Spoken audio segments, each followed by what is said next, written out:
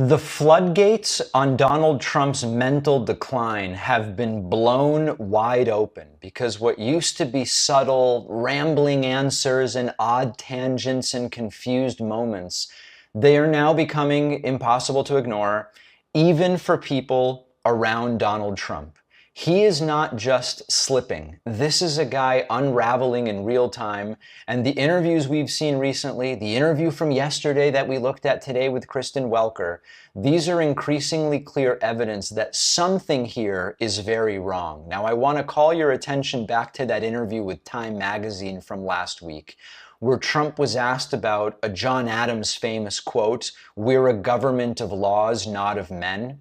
And Trump, even in transcript form, seemed extraordinarily confused. John Adams said that? What? Where was the painting? And of course, the painting was right behind Donald Trump, and Trump just seemed totally disoriented. These are not gotchas. These are prompts so soft that they could have been scripted, but Trump just can't follow the thread. And from there, it spirals. He claimed that he finished the wall, but also needed to build more. He was told about a car bombing in Moscow, and he asked, "Who killed what?" Of course, the reporter had just told him a Russian general was killed in Moscow. And it no longer is a matter of opinion or exaggeration. This is a confusion that is happening every single day on camera at this point, and it's really not new. Now, if you dig through Trump interviews going back to the 1980s, you will see that he was never particularly sharp. Ask him a follow-up question, anything that requires depth or going beyond just the one talking point he knows, and he's been completely lost for a long time. Bob Woodward interviewed Trump back in 2016, and we now have the raw audio available in the audiobook War. It's painful to listen to because Trump doesn't explain policy, he can't explain policy, he free associates buzzwords until people stop pressing him, and it's also no secret that Trump speaks at a fifth grade level, and that resonates and is much of the explanation as to how Trump caught on in the first place, because more than half of this country operates at a fifth grade reading level or below.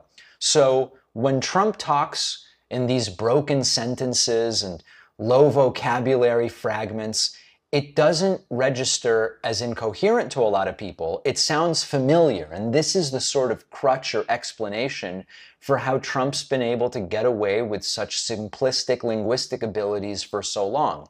Even worse, our brains are wired to make conversations make sense to us, and linguists have been interviewed about this.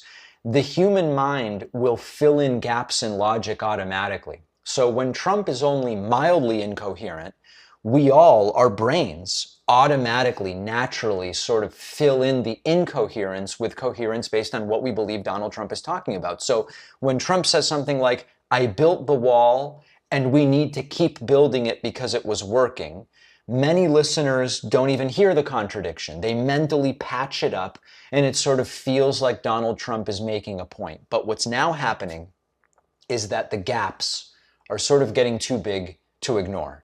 Trump recently insisted that a deported man, Abrego Garcia, had MS-13 tattoos on his knuckles based on a picture that was blatantly photoshopped.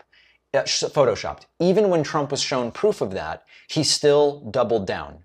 He confused the question about Harvard with made-up riots in Harlem. One thing had nothing to do with the other. And he dropped into that conversation last week, you might recall, with Stephen A. Smith, that he had a very high black vote, even though nobody brought that up. In another moment, he told Time, he's told Time interviewed Biden last year, and his response is, "Huh?" And then he claims he read the interview and that Biden didn't do well in the interview. But it's clear he didn't actually read anything. He's just reacting. He's making it up. He doesn't know what he's talking about. So let's kind of get to the implications of this, which is really what I think is most relevant for the next 3.5 years. Trump may not meet the medical criteria for clinical dementia. He talks about how he always passes his brain injury testing. That very well may be. He may not be lying about that. He's lying that it's a really tough test, but he may not be lying that that is a test that he passed. Maybe he wouldn't be diagnosed with anything specific if he had a serious neuropsych evaluation. But anybody can notice that he's constantly confused, doesn't understand the issues, and has significant language deteriorations. He can't absorb basic information or remember what he said in past interviews. That alone is enough to say he shouldn't be president. We're not talking anything beyond that. It's just, is this someone who should be president? And of course, you'll remember corporate media and right-wing media dissecting every Biden stutter. And now those same people have nothing to say. There's no wall-to-wall outrage. There's no think pieces. There's no op-eds, because they are afraid to admit the obvious, which is that Trump is showing signs of decline. You don't have to say it's dementia. You don't have to say it's Alzheimer's. It very well may not be. But these are not verbal slip-ups. These are memory lapses, delusions, and a complete detachment from reality.